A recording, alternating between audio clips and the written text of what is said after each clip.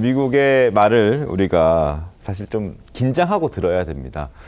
중국을 겨냥한 것이다라고 하지만 우리 쪽에 또 공격 타겟이 될 수도 있는 거예요. 왜냐?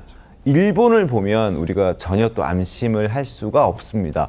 일본과 중국이 지난달에 관세 협상을 마무리 지었잖아요. 일본도 미국도 서로 좋다고 웃고 막 그런 사진도 찍고 막 그랬는데 문제가 발생했습니다. 15%로 합의를 하긴 했는데 일본은 이게 최종 관세가 15%다라고 이해를 했고 미국은 그게 아니야. 기존 관세 니들이 있었고 거기에 추가 관세 15%야.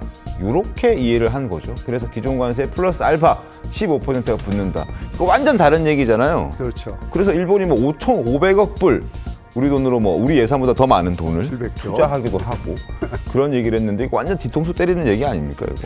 뒤통수를 때렸다기보다는 일본이 잘못 이해한 측면이 일본이 잘못 이해한 겁니까? 그러니까 실제로 미국 입장에서는 EU는 명확하게 문구를 넣었어요. 네. 기존 관세를 합해서 15%. 어허. 일본은 그냥 15%예요. 그 협상한 사람이 잘못한 거네. 그죠? 서로 간의 커뮤니케이션이 달랐던 거죠. 근데 이제 트럼프 대통령 입장에서는 2.5% 더 내리려면 투자 더 해라. 그러니까 트럼프 대통령 뭔가 받을 게 있는 사람한테는 약간 숨기고 있어요. 네가 뭐 더 가져올 때까지. 네. 그래서 이 나름대로는 협상에 대간 거죠. 아마도 일본한테 2.5% 내리려면 추가 뭐 더 해라. 네. 더 사든지 투자하든지 이런 요구를 하지 않을까라는 생각을 합니다.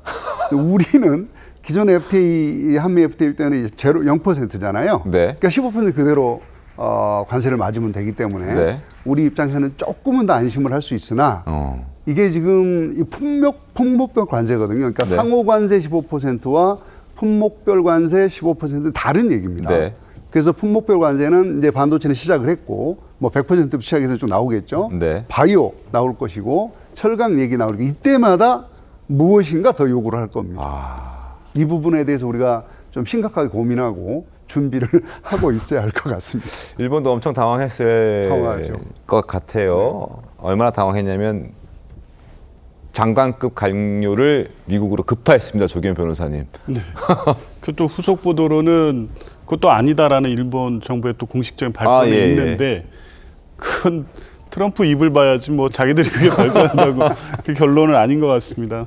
다행히도 뭐 우리나라 같은 경우에는 한미 FTA 때문에 이런 변수는 없는 것 같은데 뭐 자고 나면 이 트럼프가 어떤 말을 할지 알 수 없으니 또 어떤 그 리스크에 대비해야 될지 참 불안하기는 한데 네네. 이런 상황이 계속된다는 것이 더 좀 우려합니다. 다만 다행히 이제 한미 간 협상 안에서는 다른 변수가 생길 여지는 일단은 크지 않아 보이긴 하지만 후속 그 절차에 있어 한미 정상회담 이전까지 이런 네. 예외적인 어떤 우발 변수가 생기지 않도록 철저하게 이 협상 결과를 잘 분석하고 미국이 이런 방식으로 갑자기 어떤 예상치 못한 상황을 조성하지 않을 수 있을 만큼 하나하나의 시나리오에 철저하게 대비해야 될 것 같습니다. 지금 이재명 대통령 휴가 중이고요. 이번 주 이제 휴가 끝나잖아요. 끝나고 나면 8월 25일인가요? 아마 그때 한미 정상회담이 미국 백악관에서 있을 예정이라고 합니다. 그때 또 무슨 카드가 나올지 우리도 사실 이렇게 일본처럼 당하지 않으려면 뭐 준비를 잘 해야 되지 않겠습니까? 글쎄 무슨 뭐 반도체에 관해서 최혜국 대우를 약속받았다. 그건 이제 우리 측 설명이고요. 자, 트럼프 미국 대통령이 과연 그 최혜국 대우라는 걸 약속을 한 게 맞다고 치더라도 그걸 최종적으로 지킬 것이냐 아니면 거기에 또 품목별 관세에서 또 다른 뭔가 그를 하나 요구할 것이냐 뭐 알 수가 없는 상황이죠. 네네. 뭐 심지어는 최근에 뭐 침해설까지 나오고 있는 상황이니까 말을 수시로 바꾸고 있어서 이제 신뢰가 가지 않는데 네. 하나 이제 제가 좀 의문을 갖는 거는 왜 이런 걸 다 문서로 하지 않았을까? 맞아요. 뭐 이런 네. 부분 우리도 그렇고 일본도 그렇고 네네. 이게 문서로 하면은 비교적 명확해지거든요. 근데 지금 다 말로 합의한 거 아닙니까?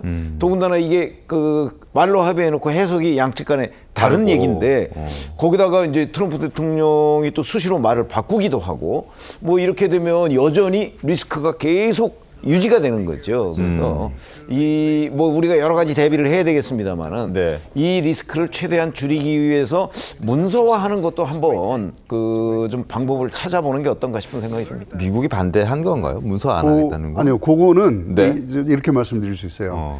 지금 이 어마어마한 투자와 그다음에 관세를 결정하는데 한 장짜리, 두 장짜리 문서를 갖고 해요. 네. 미국이 정리한 네. 대통령 행정명령이라고 하는 걸 갖고 합니다. 근데 사실은 우리가 보면 보통 협상을 하면 부가 서류가 한 몇백 페이지 되거든요. 네. 아주 꼼꼼하게 구체적으로 조건들을 다 달아요. 이게 시간이 없으니까 못하는 거예요. 이게 미국의 의도라고 봐야 됩니다. 아. 자기들이 원하는 대로 협상을 끌고 가기 위한 의도적으로 지금 급하게 두 장짜리 문서로 이해하고 있는 거예요. 그런 문제가 있군요.